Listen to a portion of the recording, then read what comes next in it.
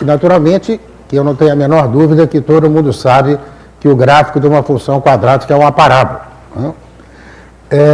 Para dizer a verdade, até em geral, isso para muita gente funciona como uma espécie de definição de parábola. O que é parábola? É o gráfico da função quadrática. Para dizer, é a primeira vez que muitos alunos, ou até alguns professores que talvez estudaram assim há muito tempo, etc., praticamente a parábola virou o gráfico da função quadrática.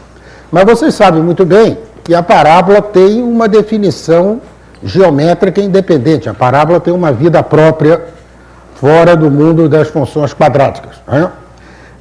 E o que nós vamos fazer aqui é exatamente relacionar uma coisa com a outra.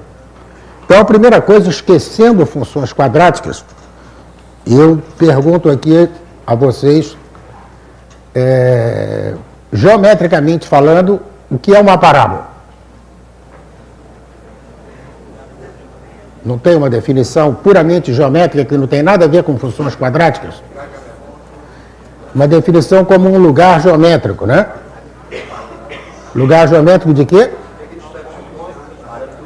Exatamente, dos pontos equidistantes de um ponto e uma reta. Aí aproveito para lembrar, vocês citaram esse termo consagrado, lugar geométrico. Lugar geométrico dos pontos, etc., é simplesmente sinônimo de conjunto dos pontos que satisfazem a essa propriedade. Mas é um nome tradicional que se usa em geometria. Né?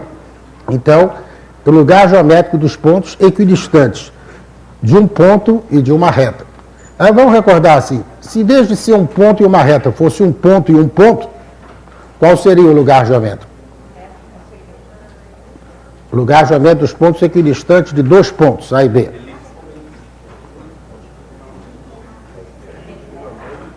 Seria a mediatriz, né, do segmento AB. E se fosse de duas retas, por exemplo, duas retas concorrentes?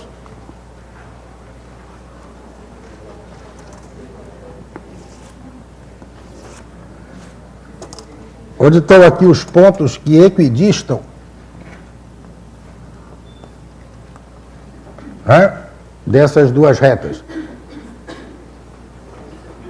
Seria o par de bissetrizes, né? O par de bissetrizes aqui dessas duas retas. Bom, então, o que foi dito aqui é que, sendo um ponto e uma reta, o lugar é uma parábola. Em primeiro lugar, vamos observar isso aqui usando aqui esse programa de geometria dinâmica que se chama o Cabri. Né? Esse ponto que você mencionou em relação à parábola é chamado de foco. E essa reta é chamada de diretriz, não é isso?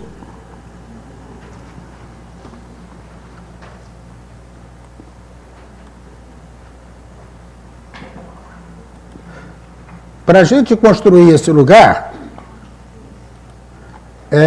vamos fazer o seguinte. Onde quer que esteja um ponto desse lugar, um ponto que equidiste do foco e da reta, a distância de um ponto a uma reta é medida na perpendicular, não é isso?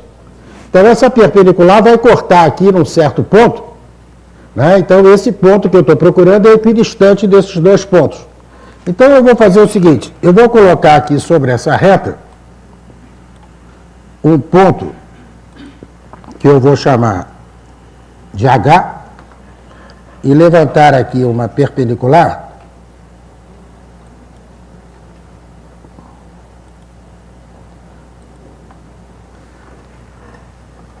um ponto, por exemplo, será equidistante da reta, um ponto, por exemplo, desta reta, será equidistante do F e da reta, se for equidistante do F e do H, não é isso?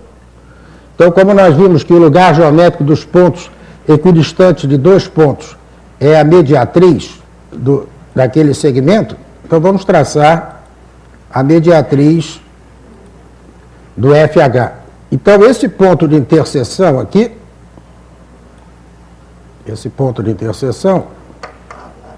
eu vou chamar de P, é um ponto que equidista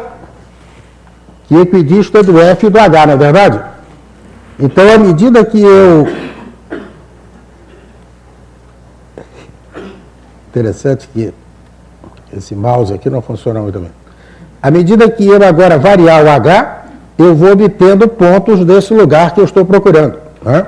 Isso, inclusive, pode ser visto aqui de uma maneira mais interessante, colocando aqui um rastro nesse ponto.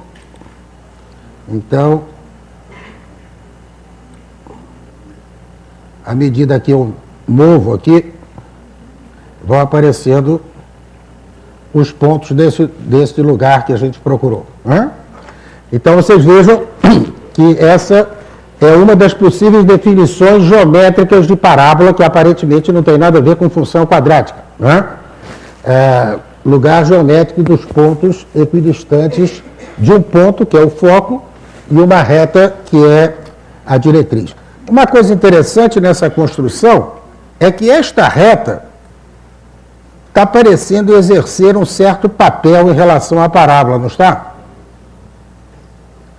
Essa reta que é a mediatriz do FH, não está parecendo exercer um certo papel em relação à parábola?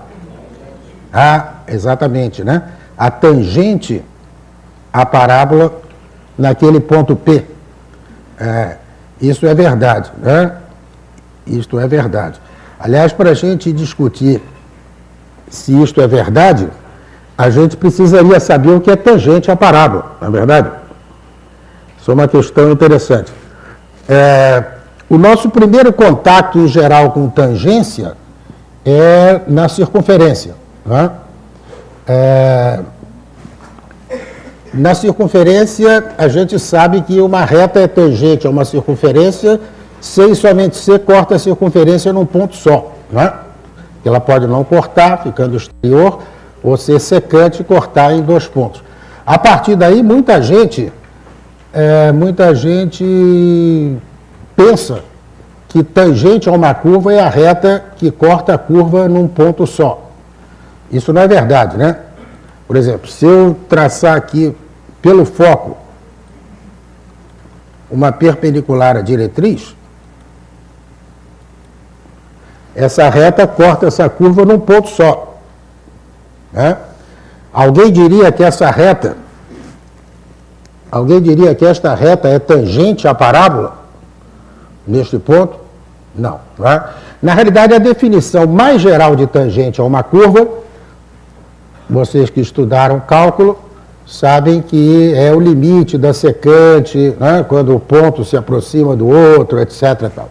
Agora, em relação, assim como para a circunferência, a gente dá uma definição, digamos, especial, a gente poderia, para a parábola, também dizer que a tangente a uma parábola, num ponto, é a reta que não só corta ela num ponto, como deixa a curva toda dentro de um mesmo semiplano, né?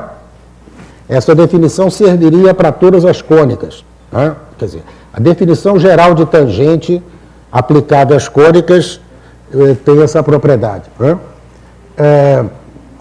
Aqui, a gente pode justificar que essa reta é tangente à cônica, tangente à parábola, e, aliás, isso está feito num artigo do professor Wagner, na revista do professor de matemática, não sei bem em que número, que chama assim, Por que as antenas são parabólicas?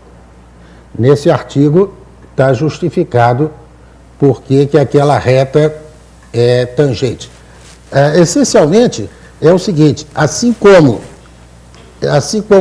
os pontos dessa curva são equidistantes do foco e da diretriz, os pontos que estão aqui nessa região, que a gente poderia chamar, digamos assim, interna assim, da parábola, são os pontos que distam menos do foco do que da diretriz. E os de cá são os pontos que distam mais do foco do que da diretriz, certo? Lá a gente mostra de uma maneira muito fácil que todos os pontos dessa tangente estão aqui na parte externa. Na realidade, essa tangente, esse triângulo aqui, PFH, né? Esse triângulo PFH, é um triângulo isósceles, porque o PF é igual a PH. Então, essa mediatriz de FH também é bissetriz aqui. Né? Isso eu vou mostrar aqui para vocês. Acho que é aqui.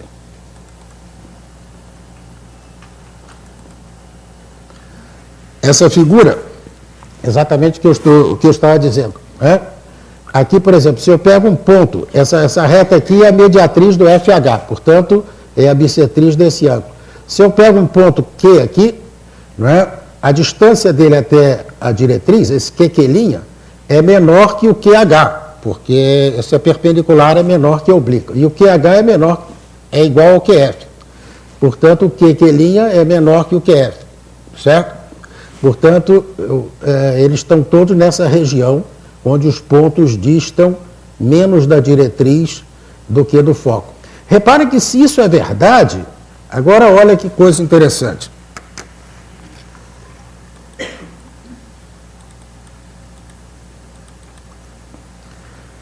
Se isso é verdade, onde está esse negócio? Aqui está a tangente. A perpendicular à tangente é a chamada reta normal à curva. Não é? Bom, então, se aqui é bissetriz, esse ângulo é igual a esse é oposto pelo vértice, né? Então significa que esse ângulo é igual a esse. Ou seja, se eu considerar isso aqui, digamos, como sendo um espelho, um raio que sair do foco e bater aqui, vai se refletir segundo o mesmo ângulo. Né? Portanto, vai se refletir segundo essa reta aqui, né? Que é uma perpendicular à diretriz. Né? Essa perpendicular à diretriz, ou seja, paralela ao eixo da parábola, que eu não falei no eixo, né? Uma perpendicular à diretriz. Então, seja qual for o ponto, toda vez que que um raio sair do foco, ele se reflete perpendicular à diretriz. Ou ao contrário, se um raio entrar por aqui, ele se reflete para cá, sempre para o foco. Aqui, por exemplo, se isso aqui fosse uma mesa de sinuca, né? Uma mesa de sinuca, se uma bola vem aqui perpendicularmente à diretriz, ela vai se refletir no foco. Aliás, lá na UERJ, no laboratório de matemática da UERJ, não sei se vocês conhecem, lá do CEDERJ, tem uma mesa de sinuca parabólica, tem um buraco assim no foco e tem umas canaletas. Você joga a bola por aquelas canaletas e sempre acerta ali no foco. Outra aplicação disso, exatamente a que está lá no artigo do Wagner, é a explicação de por que as antenas são parabólicas. Quer dizer, os raios incidentes luminosos das ondas de luz ou eletromagnéticas, eles são praticamente paralelos, né? São praticamente porque vêm de muito longe. Então, você usa a antena parabólica para focar todos eles no foco. Aliás, eu vi uma outra figura aqui.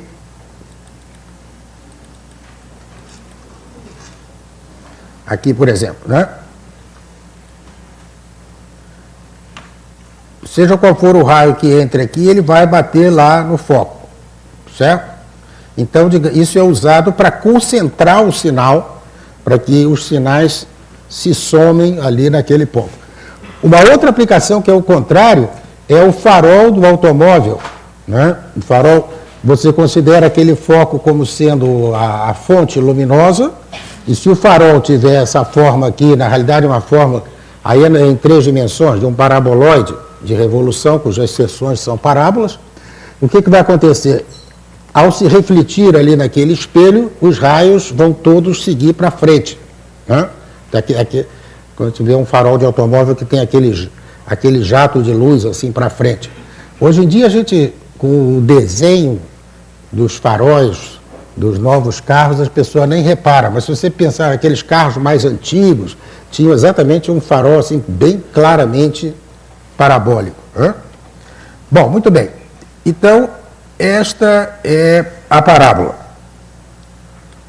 Vamos aqui.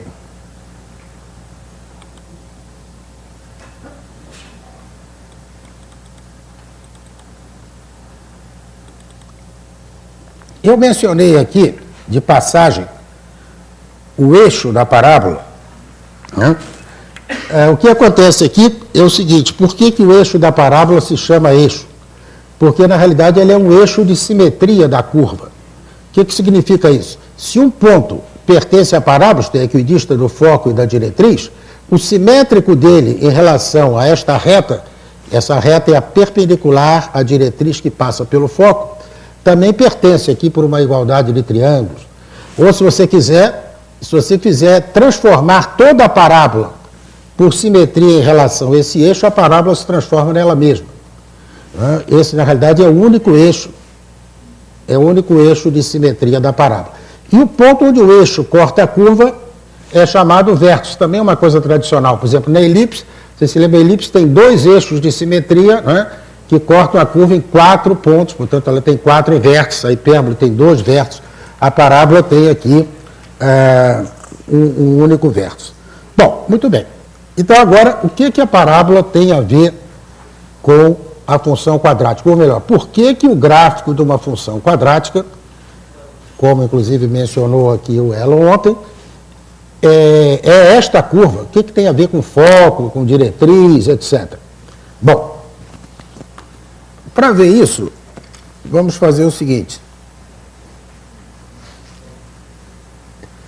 Vamos primeiro, eu poderia simplesmente pegar o gráfico da função quadrática, uma equação do tipo ax2 mais bx mais c, e transformar para mostrar que isso é o gráfico de uma parábola. Bom, que o gráfico, essa curva é uma parábola. Bom, para isso eu tenho que saber onde está o foco e a diretriz. E eu podia, evidentemente, já avançar esse resultado. Mas vamos fazer um caminho mais heurístico, um caminho assim de descoberta, certo? Vamos fazer o caminho contrário, depois a gente faz a volta. Vamos fazer o seguinte: já que eu tenho a definição de parábola, vamos passar eixos e fazer uma equação para a parábola. Bom, quando a gente escolhe, ou quando a gente vai passar eixos em geometria analítica, a gente escolhe uma posição que seja favorável no sentido de que as equações fiquem o mais simples possível e assim por diante. Bom, o que é favorável ou não é favorável, a pessoa, sabe, tem que testar. Faz assim, faz assado. Bom, vamos botar a origem no vértice ou no foco, botar o eixo dos x na diretriz ou no eixo da parábola. Bom, após várias experiências, um caminho bastante indicado é colocar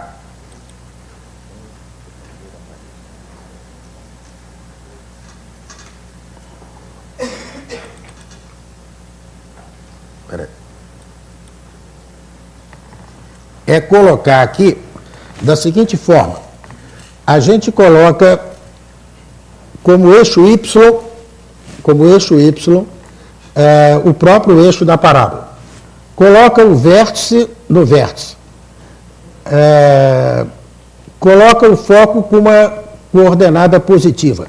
A distância do foco até a diretriz, que é uma constante da parábola, que é chamado parâmetro, está representado aqui por P. Né? Então, se a gente faz essa escolha, colocando o eixo do x como sendo a tangente no vértice, então aqui o foco tem coordenada 0p sobre 2 e a diretriz vai ser a reta y igual a menos p sobre 2. Aí eu simplesmente escrevo que a distância daqui até aqui é igual à distância daqui até lá.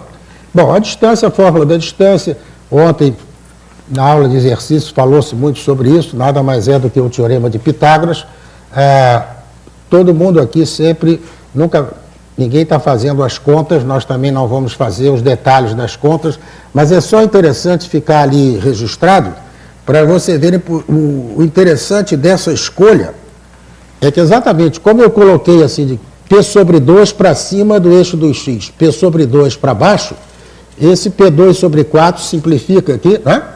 Então a gente chega a essa equação, 2PY igual a x2 ou y igual a 1 sobre 2P x2. Isso é justamente a equação y igual a ax2. Já é uma função quadrática, né, na forma mais simples possível, onde só o A é diferente de zero, né? Mas é importante a gente saber que quando eu tenho a função quadrática y igual a ax2, esse a é 1 sobre 2p, onde p é o parâmetro que é justamente a distância do foco à diretriz. Bom, então nós temos isso. Para uma escolha conveniente de eixos, toda parábola tem uma equação do tipo y igual a ax2 com a maior que zero, onde esse a é 1 sobre 2p. A escolha conveniente é aquela: vértice na origem, eixo y coincidindo com o eixo da parábola, eixo x tangente no vértice e foco com coordenadas positivas. Tá certo? Bom, tá claro isso ou não?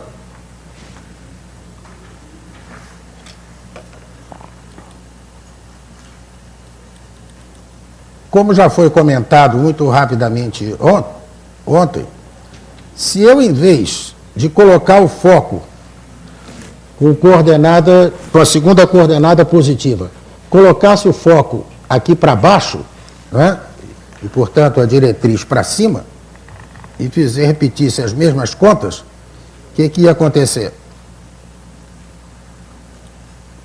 Eu ia ter uma equação do tipo y igual a ax2, onde o a era negativo. Na realidade, o a seria exatamente menos 1 sobre 2p. Tá? Nesse caso, o foco teria a coordenada ali 0 menos p sobre 2, e a diretriz teria a equação y igual a p sobre 2. Mas é interessante que nos dois casos, o foco sempre tem coordenada 0, 1 sobre 4a, porque, né, não esqueçam que nós vimos que o a era 1 sobre 2p. Então, se você substituir p aqui por 1 sobre 2a, né, aqui como o a é menos 1 sobre 2p, aqui fica 1 sobre 4a.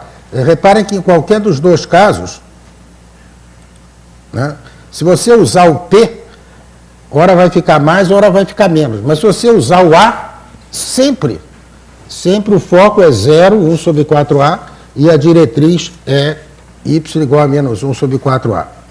Bom,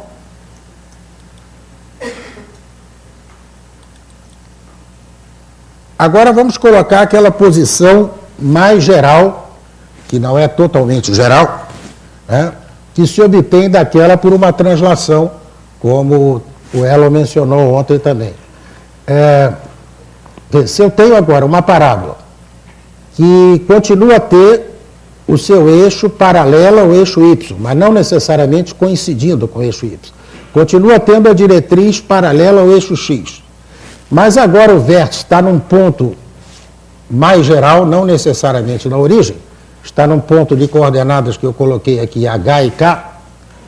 O Elo ontem usou m e k numa situação semelhante, mas eu lembro que nós estamos estudando aqui propriedade das funções quadráticas e não das letras do alfabeto. Por isso é até bom um pouco variar. Bom, então o que vai acontecer agora? Né? E o Elo também já mencionou isso, né? Esse vetor aqui, ó, que vai de O até V, é o vetor de componentes HK. E se eu voltar ele aqui para cá, é o vetor que subtrai H e subtrai K em cada coordenada. Se eu transladar a parábola para cá, né, essa parábola é aquela outra, do y igual a ax2.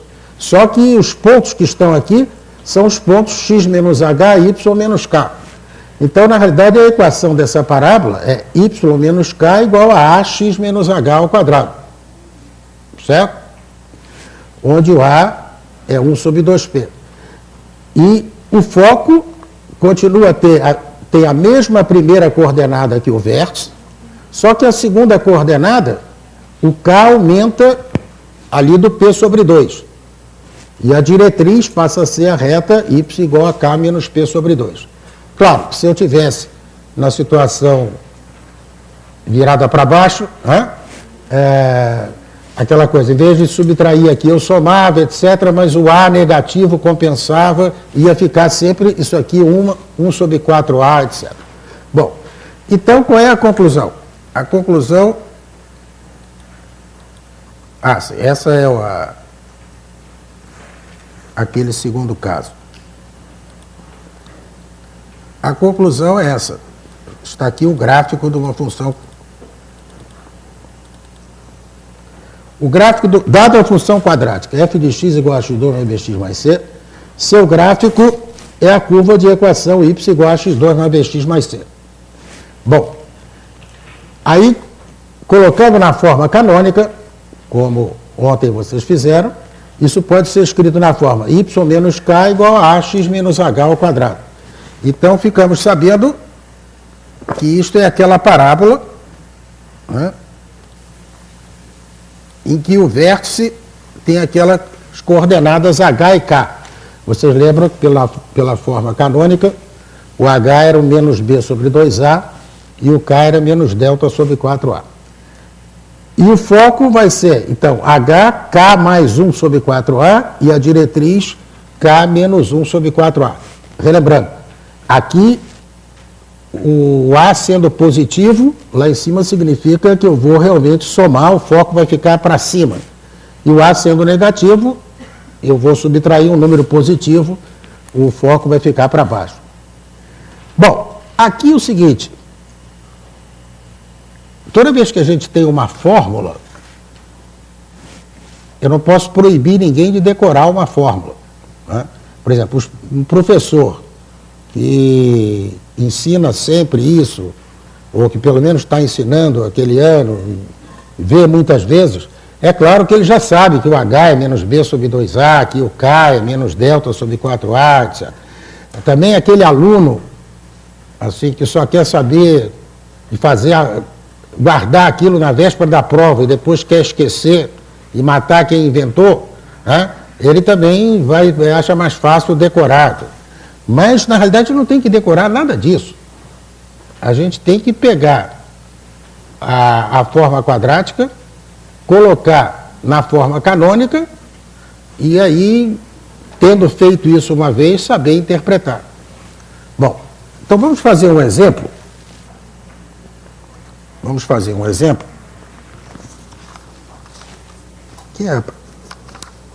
Pode apagar aqui?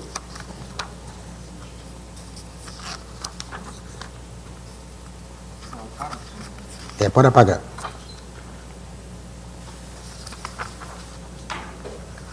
Cadê o meu exemplo?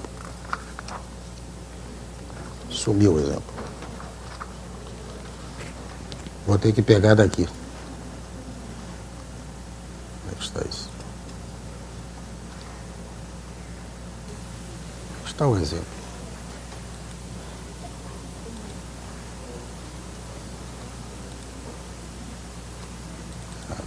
Tá aqui.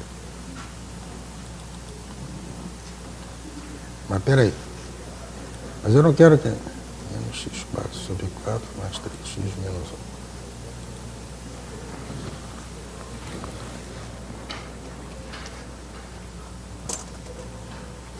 Vamos fazer esse exemplo aqui.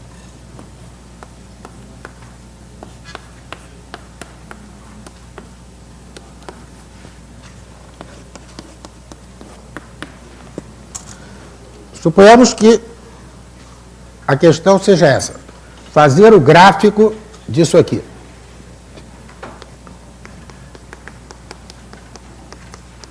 O gráfico dessa função, certo? Bom, por tudo isso que a gente viu, a gente já sabe que esse gráfico será que curva? Uma parábola, não é isso? Bom, se é uma parábola, nós temos que determinar a parábola pelo foco e pela diretriz, não é isso? Bom, é claro que quando a gente faz o gráfico de uma função, bom, hoje em dia você tem inclusive programas de computador especializados em gráficos, né? Você entra com a fórmula, sai a cara do gráfico. Mas o Paulo César já comentou isso hoje aqui no primeiro tempo. A simples operação de marcar pontos não dá, assim, uma visão sobre o que está acontecendo, né? Quando esses programas fazem gráfico, na realidade o que eles fazem é que eles marcam mais pontos que a gente. E se você olhar aquilo microscopicamente, eles unem por segmentos de reta, né?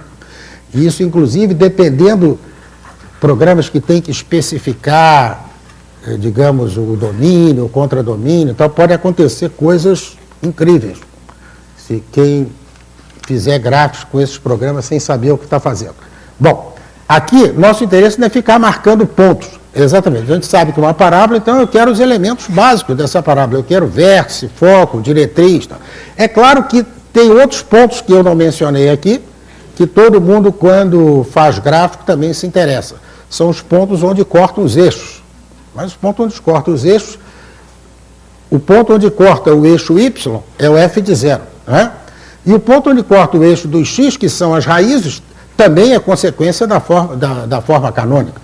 Né? Então, eu vou fazer aqui, vamos fazer nós juntos, digamos, adiando o máximo possível coisas que eu tenho que decorar. Que eu já podia entrar aí, H, delta, não sei o que, etc. Não é isso? Bom, vamos colocar na forma canônica.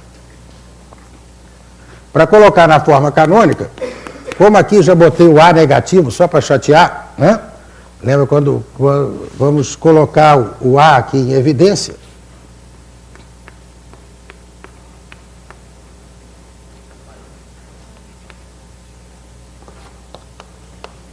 Ficou assim, não é isso? Tá certo? Como é que completa o quadrado aqui? Aliás, não botei o A em evidência? O A é menos 1/4.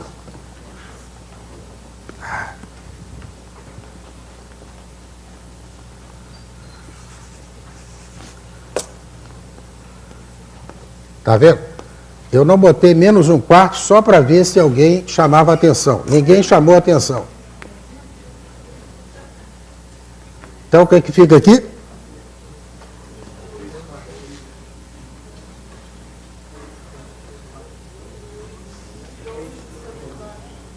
(12x), não é isso? Tá certo agora? Menos 1/4 de x2 mais 12x, ok? Então, como é que completa o quadrado aqui? Isso aqui vai ser o quadrado de quem? De x menos 6, né? Eu estava pensando no 6. É de x menos 6, porque o duplo produto aparece aqui. Bom, então aqui tem que ter o quê? 36. Para não alterar, bom, isso significa que eu somei menos 9, não é isso? Para não alterar, eu ponho aqui mais 9, tá certo? Tá certo isso? Pronto, acabou, né? Então, o f de x é menos 1/4 de x menos 6 ao quadrado mais 8.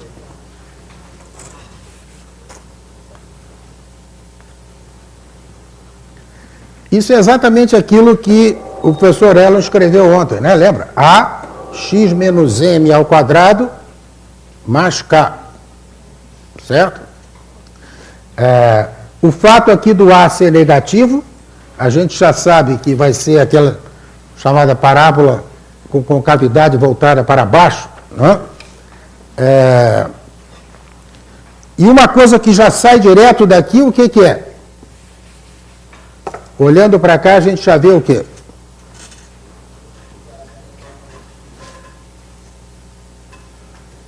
Isso aqui não é exatamente... Ó, se eu for fazer o gráfico, o f de x eu vou chamar de y, né? Isso não é y menos 8 é igual a menos 1/4 de x menos 6 ao quadrado? Então, o que é esse 6? É a primeira coordenada do vértice. E o 8 é a segunda coordenada do vértice, não é isso? Mas, então, o vértice é o ponto 6, 8. Se as contas estiverem certas. Né? Bom, o que diz para o gráfico, o que diz esse menos 1/4? É o A, não é?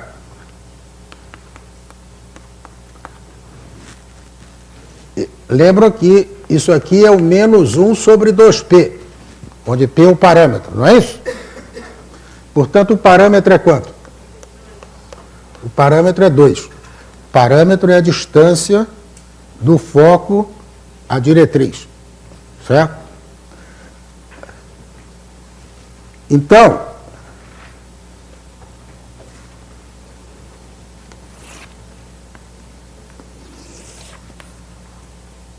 o ponto 6,8, né?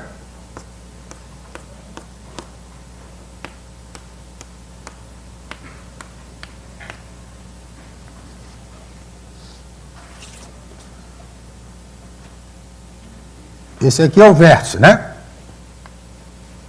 O ponto 6,8.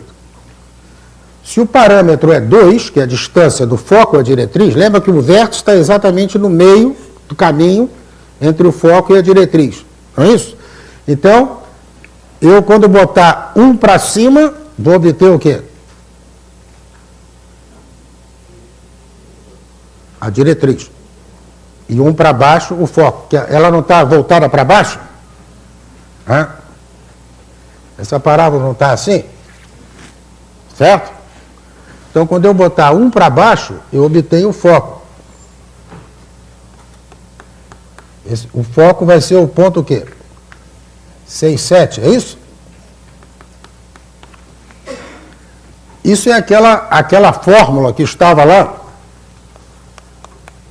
As coordenadas do foco são H e K mais 1 sobre 4A, não é isso? Vamos ver se confere. O H, isso aqui era o H e o K, não é isso? O H é 6. O K é 8. Se o A é menos 1/4, o 4A é menos 1. Exatamente 6,7. Mas, repito, não precisa fazer por fórmula. Né? Se a pessoa sabe o que é, a única coisa que precisa saber é colocar na forma canônica e saber que o A, em valor absoluto, é 1 sobre 2P. Quer dizer, a interpretação do A como parâmetro da parábola. Isso tem que saber. Agora, repito, não posso impedir ninguém de decorar a fórmula. O cara já sai fazendo que o H é menos B sobre 2A, é menos 6, né, sobre 1/2, ou seja, como é que é? Não, menos 3 sobre 1/2, que é menos 3 vezes 2, tal, que é menos 2, que é 6, etc. E delta sobre 4A e tal, etc. Tudo bem, não posso dizer nada. Hã? Bom, e a diretriz? A diretriz vai ser o quê? Se o foco, se o parâmetro é 2, aqui para baixo tem 1, aqui para cima tem mais 1.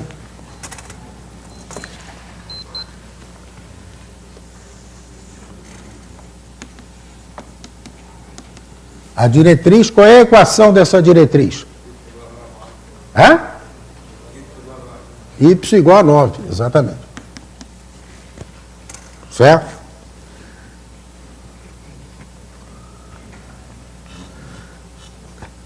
Por aquela fórmula que nós vimos, né, isso é Y igual a K menos 1 sobre 4A. Hã?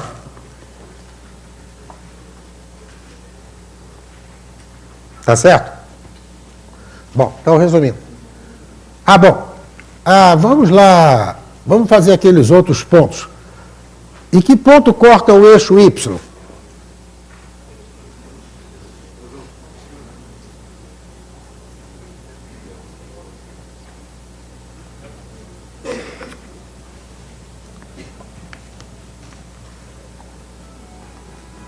Em que ponto essa curva corta o eixo Y? É o f de 0, não é isso? Fazendo x igual a 0, o y dá menos 1. Então, corta no ponto 0, menos 1. E essa curva corta o eixo x? Em que pontos?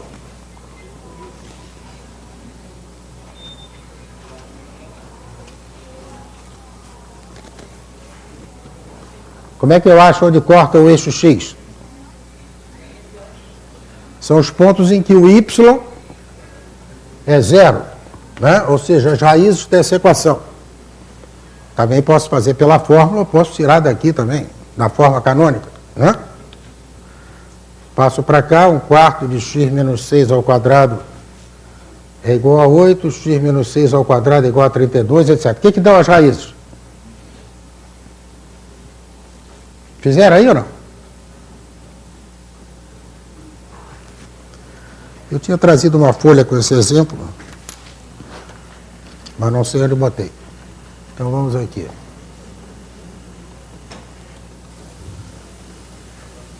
Não é isso. Não é isso.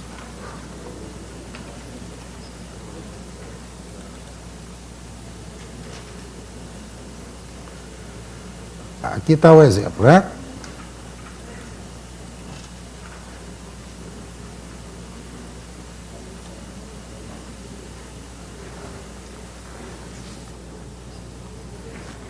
As raízes são 6 mais ou menos 4 raiz de 2. Acharam isso? Que aproximadamente 11,66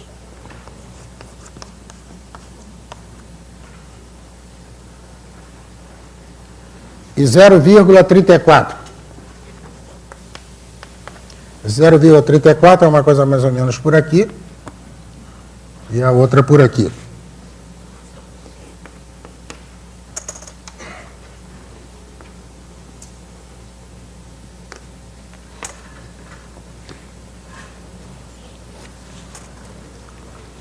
Tá certo?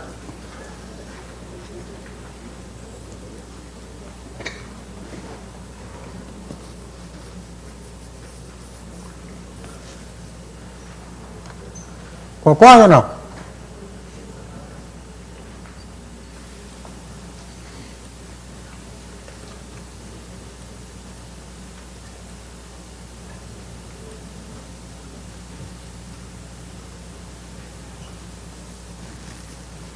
Tá tudo certo? Bom, naturalmente que hoje à tarde nos exercícios tem alguns exemplos desse tipo para vocês fazerem. Bom, agora eu quero fazer um outro exemplo. Um outro exemplo, que é o seguinte: quero fazer o gráfico da função f de x igual a raiz quadrada de x.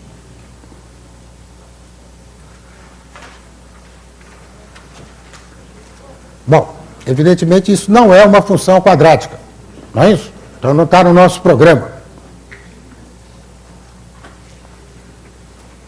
Bom, em primeiro lugar, qual é o domínio dessa função? Só os maiores ou iguais a zero, não é isso? O x tem que ser maior ou igual a zero. E, por sinal, nesse caso é muito fácil determinar a imagem da função. O f de x é sempre maior ou igual a zero e assume todos os valores maiores ou iguais a zero também. Tá? Quer dizer, o gráfico se passa todo no primeiro quadrante. Agora eu pergunto, isso tem alguma coisa a ver com o que nós falamos até agora? O gráfico disso, né, o gráfico dessa f aqui, é o conjunto dos pontos x, y, em que y é igual a raiz de x. Tá? X maior ou igual a zero, y maior ou igual a zero. Que curva vocês acham que é isso aqui? Uma parábola? Por quê? Hã? Se você elevar ao quadrado, bom, cuidado que ao elevar ao quadrado, essa equação aqui é satisfeita também para valores de y negativos e tal, né? Mas se eu botar aqui com essas restrições, né? Quer dizer, para x e y maiores ou iguais a zero, isso é equivalente a isso.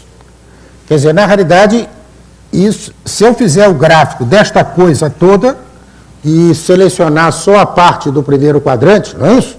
Maior ou igual a zero, y maior ou igual a zero, eu tenho o gráfico daquela função. Agora, o gráfico disso, é claro que é uma parábola, né? Porque isso é uma função quadrática olhando x como função de y.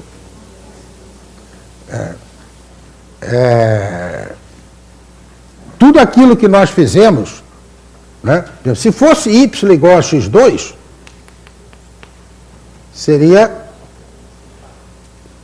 assim, não é?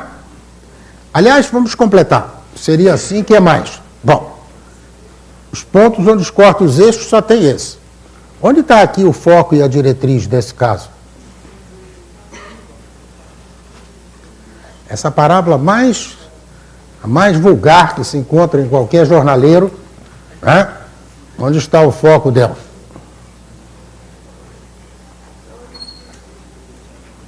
Quais são as coordenadas do foco?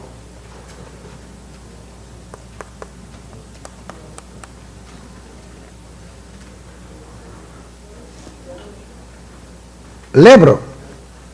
O A aqui quanto é? 1. O A é 1. Qual é a interpretação do A? Isso a gente tem que saber lá por aquele princípio. O A, né? O A é 1 sobre 2P. Quer dizer, no caso do A ser positivo, né? Se fosse negativo, era menos 1 sobre 2P. Ou o P é 1 sobre 2A. Aliás, o A e o P, aí mais um exemplo de grandezas inversamente proporcionais. Não é isso?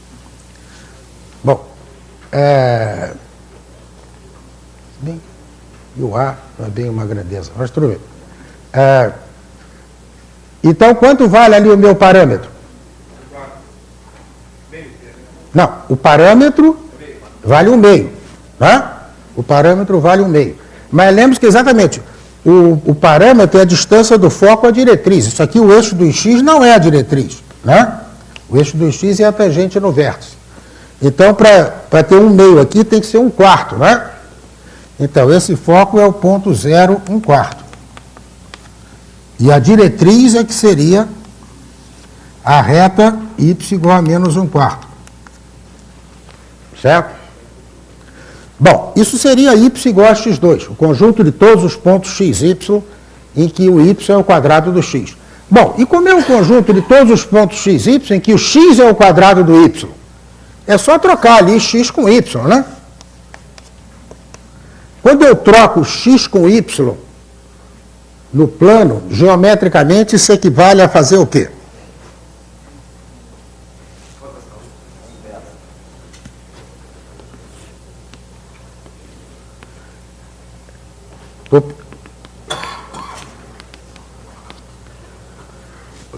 Se eu tenho um ponto de coordenadas AB e tenho um ponto de coordenadas BA, esses dois pontos se relacionam geometricamente de que modo? Por exemplo, se eu tenho aqui o ponto 3, 2, para passar para o ponto 2, 3, que transformação geométrica eu deveria fazer? Hein? Simetria em relação à bissetriz dos quadrantes ímpares. Perfeito. Né? Essa reta aqui é a reta em que o x é igual ao y. Certo? Se eu pegar dois pontos simétricos aqui, né? Se esse ponto aqui é o ponto AB, esse aqui vai ser exatamente o ponto BA. Aliás, só conferindo. Em primeiro lugar, o ponto médio desses dois pontos não é A mais B sobre 2, B mais A sobre 2? Ou seja, ele tem x igual a y. O ponto médio cai aqui. Certo? Além disso, qual é a inclinação dessa reta? A inclinação da bissetriz aqui não é 1? A inclinação, o ΔY sobre ΔX, né? O coeficiente angular. Bom, qual é a inclinação desse segmento? Não é B menos A sobre A menos B, que é menos 1? Então, quando os coeficientes angulares 1, o produto é menos 1, não são perpendiculares, não é verdade? Então, exatamente, estou justificando a afirmativa aí que foi feita de que quando eu faço uma simetria ortogonal em relação à bissetriz dos quadrantes ímpares, eu troco as coordenadas. Né? Então, trocar as coordenadas é fazer uma simetria em relação a bissetriz dos quadrantes ímpares. Então, se eu fizer aqui essa simetria, essa curva vem para cá, né?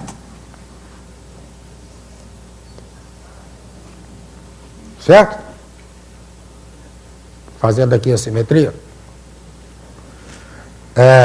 Só que lembra que no caso do y igual a raiz de x, eu aproveito só a parte de cima. Quer dizer que, então,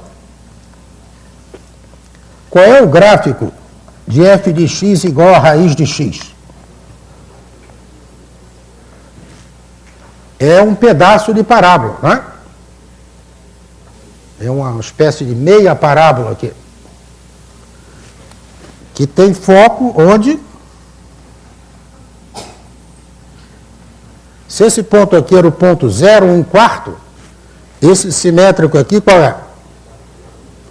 1/4, 0, né? Só trocar tudo x com y. Se a diretriz aqui era a reta y igual a menos 1/4, a diretriz aqui é a reta x igual a menos 1/4. Tá certo?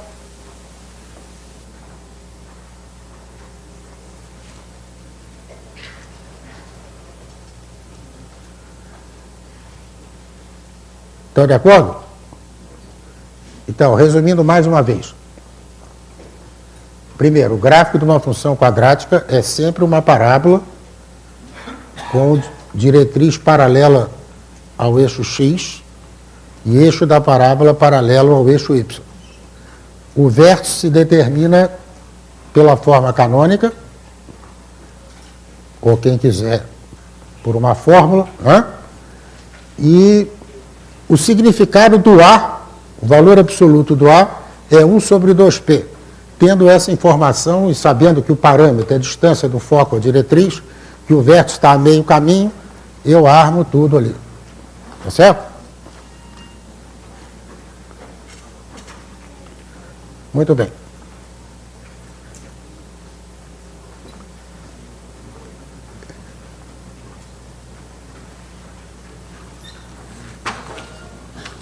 Vamos fazer mais uma aplicação aqui uma aplicação de funções quadráticas que tem a ver com o seu gráfico. Aliás, nós mencionamos aqui que um dos contextos onde parábola aparece é aquele ligado àquela propriedade que é chamada propriedade refletora da parábola. Aquela propriedade que nós mencionamos, que quando um raio incide paralelamente ao eixo, ele se reflete no foco e vice-versa, né? Então temos todas aquelas aplicações que mencionamos. Em que outro lugar aparece parábola? Assim, num contexto, numa aplicação prática.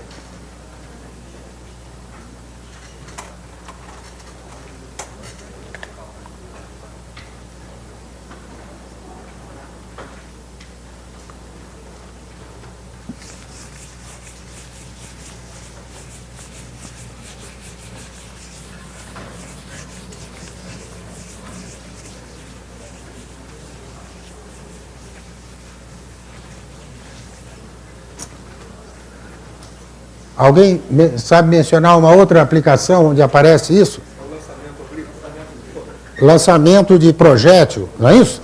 Ou então, folha seca do Didi, não é? O pessoal aqui nem me conhece mais Didi, passou o tempo.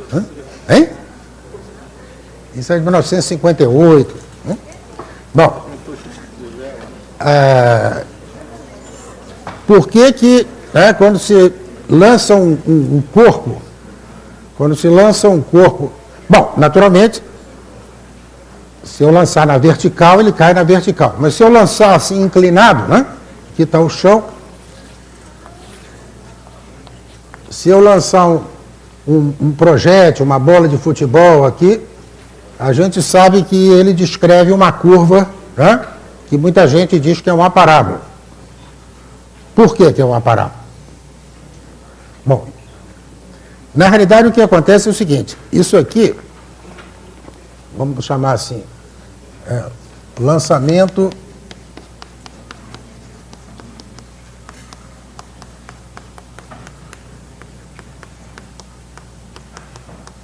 de projéteis em queda livre. Queda livre quer dizer o seguinte, né? O Paulo César mencionou hoje de manhã que sempre que a gente faz modelagem de situações práticas, a gente tem que fazer certas simplificações, a supor que certas coisas são ideais. Né? Aqui, no caso, o que a gente vai supor é que é a ausência do vácuo. A ausência do vácuo, não.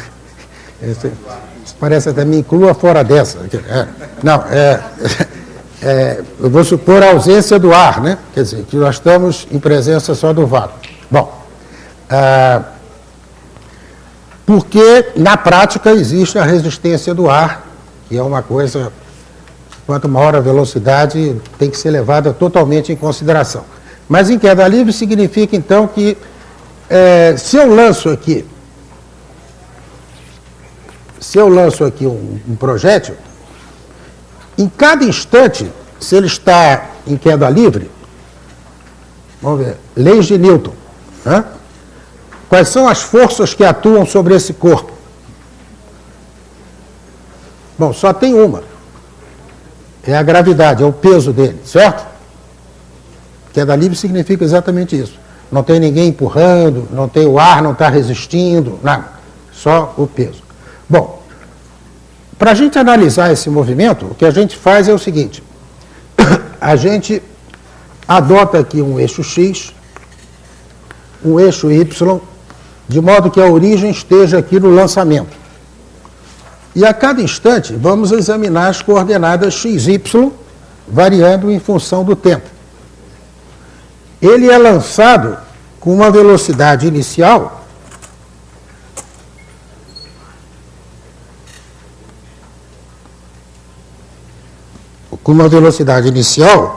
que é um vetor dado. Certo? Ele é dado assim, vamos chamar de V. Vamos chamar de V só o módulo do vetor e vamos chamar de θ esse ângulo. Tá certo? O segredo aqui é decompor esse movimento numa componente horizontal e vertical. Né? Quer dizer, para cada t eu vou olhar o x e o y. Bom, como única força que age é esta aqui, a única aceleração que ele tem é a aceleração da gravidade. E como ela é vertical, a componente horizontal não sofre aceleração. Se a componente horizontal não sofre aceleração, como é o movimento horizontal? Movimento uniforme. Bom, o movimento uniforme saindo aqui da origem, então o x é simplesmente VT. Não é isso? X igual a VT. Só que o V não é esse V, é a componente horizontal do V, que é V cosseno θ, T. Esse é o movimento do X. Tá certo?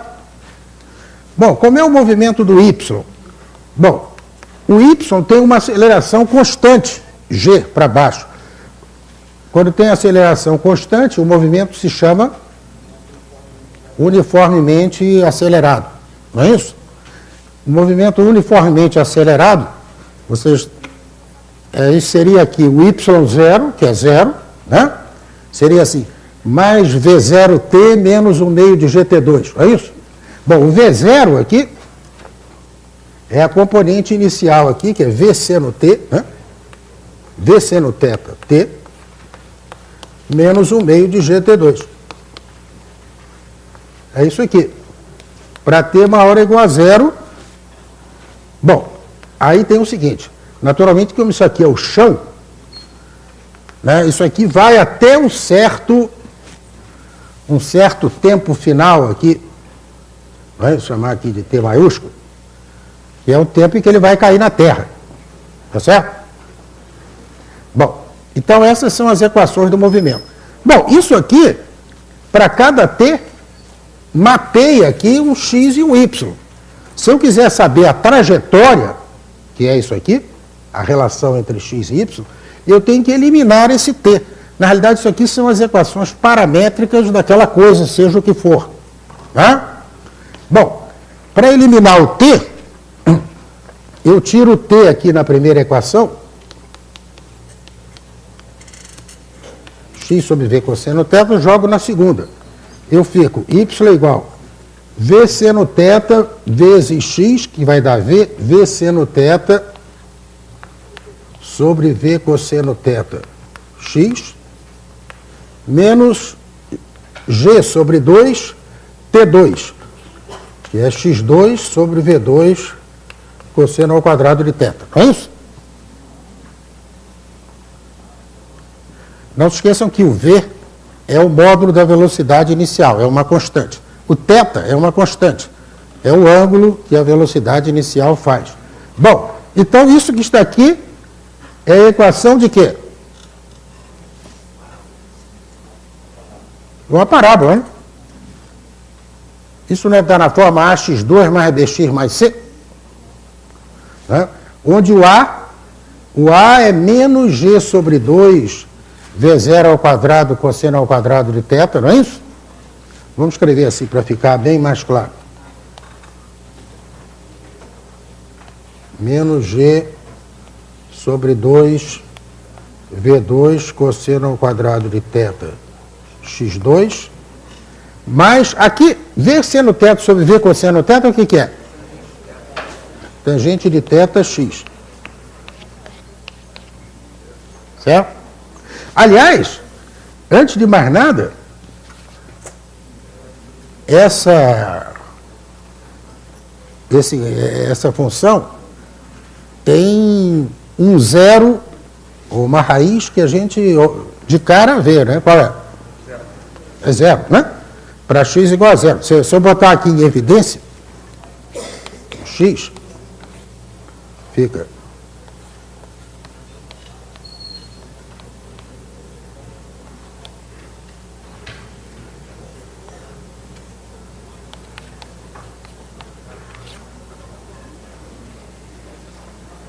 certo isso? Uma das raízes é zero. A outra, se eu tirar o valor de x, o que vai me dar? A outra vai me dar esse valor aqui, né? Que é chamado alcance do projétil, certo? E até onde ele vai. Uma vez que eu determine o alcance, entrando com esse alcance, eu tiro esse t grande, né?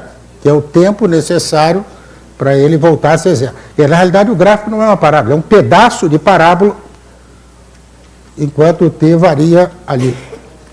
Tá certo?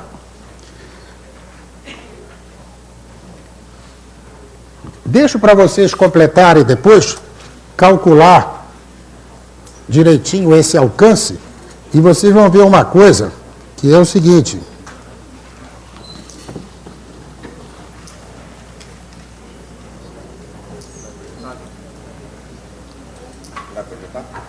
Quero. Quero projetar, não esqueci de mim.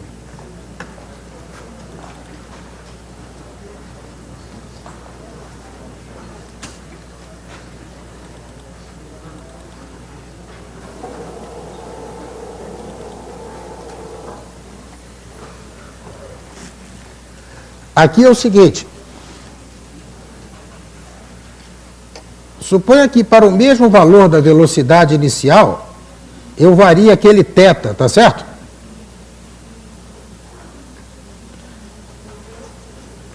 Aqui, essa figura tem um defeito, né? Que está aparecendo a parábola inteira. Devia aparecer só aquela parte correspondente ao lançamento. Mas aí teria dificuldades técnicas aqui que eu não quero. Não? Bom, aqui, para cada valor de θ, tem ali o valor do alcance.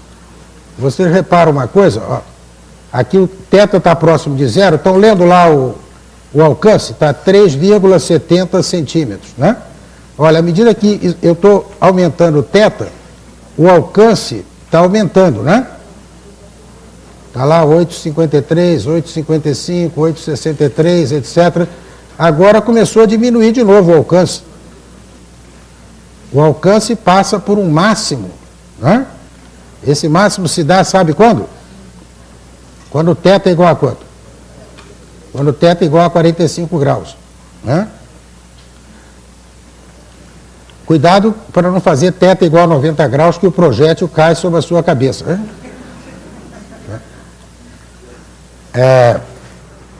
Bom, pode apagar, obrigado.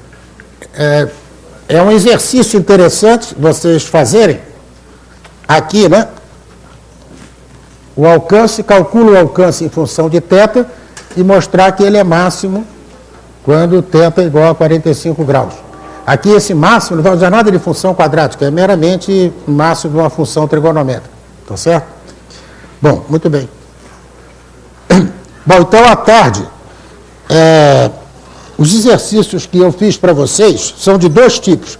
Um é esse, fazer o gráfico com todos os elementos de funções quadráticas ou coisas que caem em funções quadráticas. O outro é um exercício sobre a geometria da parábola. E justamente utilizando esse fato de que toda parábola tem uma equação da forma y igual a x2 com eixos convenientes, você pode reduzir o problema à geometria analítica e resolver analiticamente. Ok?